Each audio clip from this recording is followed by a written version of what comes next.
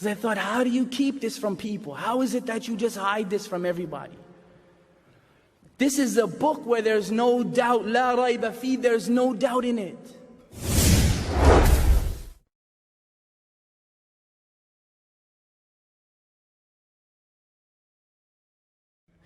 I was fascinated by Malcolm X. And Malcolm X talked about a way of life. And that way of life, according to him at least at the time, was called Islam.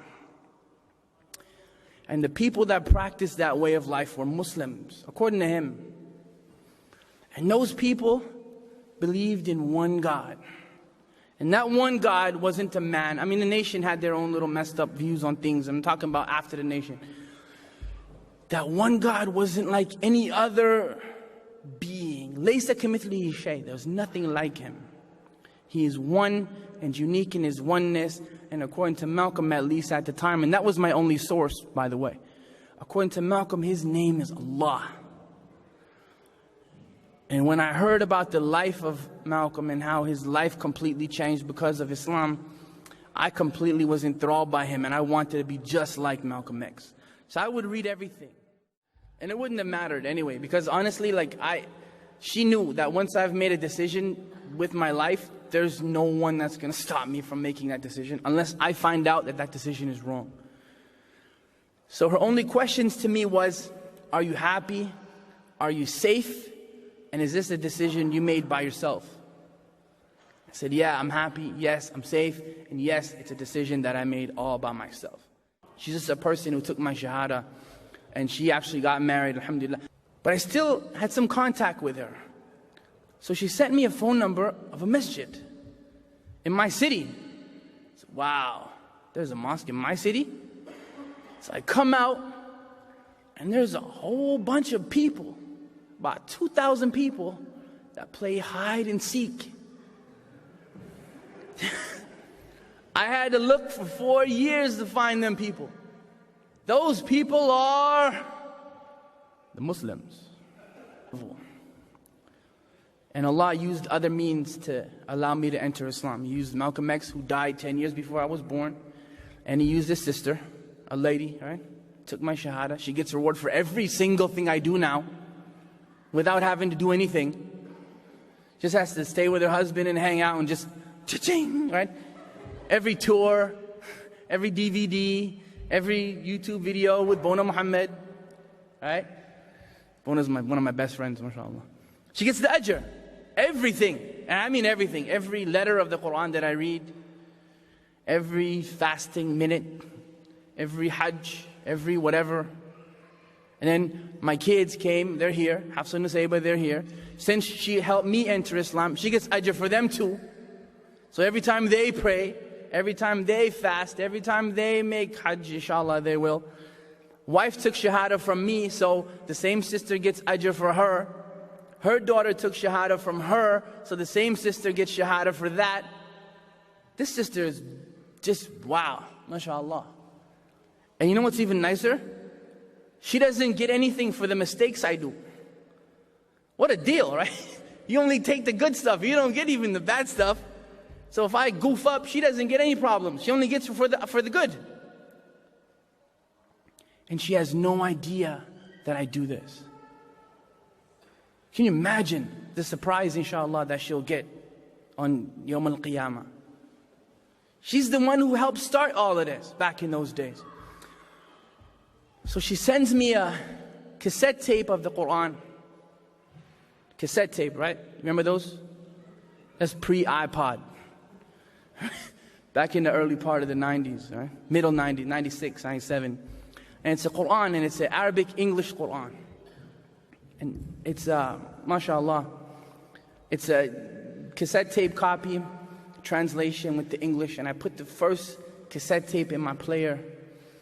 First thing I heard, أعوذ بالله من الشيطان الرجيم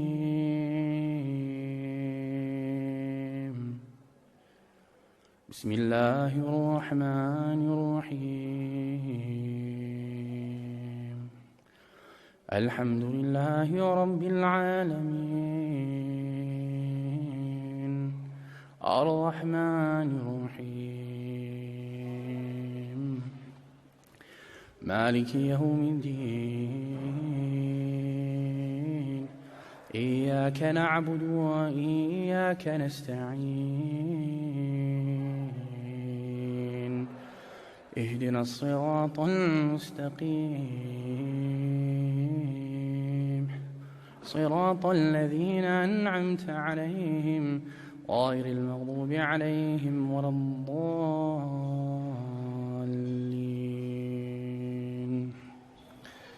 Wow. I never heard a book recited before. I heard many books read before, but never recited. And I just thought to myself, do they read the whole book like that?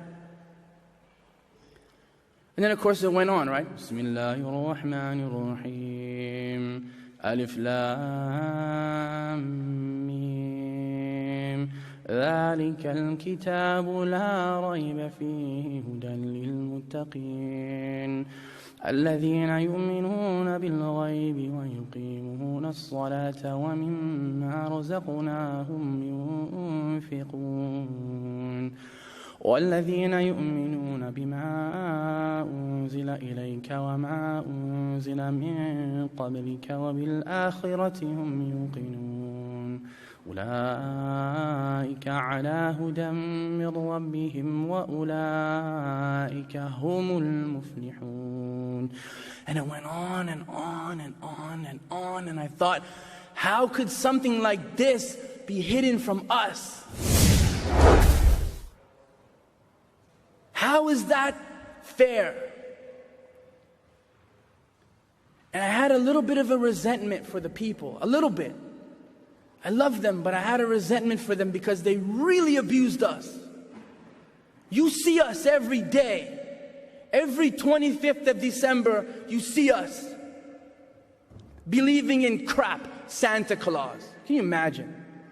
Spend $2,000 for toys for your kids and give the credit to somebody else. Reindeer that fly, white men that come down chimneys, and you have your corner shops. Yani they are kuffar, nijasa, mushrik, kilab. Oh, I know. And we walk in and you go, how are you? Merry Christmas. Smiling, right? How are you? Have a wonderful holiday. He leaves, kalb, kafir, zaniya. Seriously. And you go home and what do you read? Wallahu alladhi la ilaha illa hu alimul ghaybi wa shahada. He knows this, what's unseen and what's seen. So he knows when you go, Merry Christmas, and then you call them kafirs when they leave. He knows that. What an oppression that they've done to us by not giving us this. Who cares if you don't want it? Maybe we do. That's what I thought. Because I thought, how do you keep this from people? How is it that you just hide this from everybody? This is a book where there's no doubt, la rayba fi, there's no doubt in it.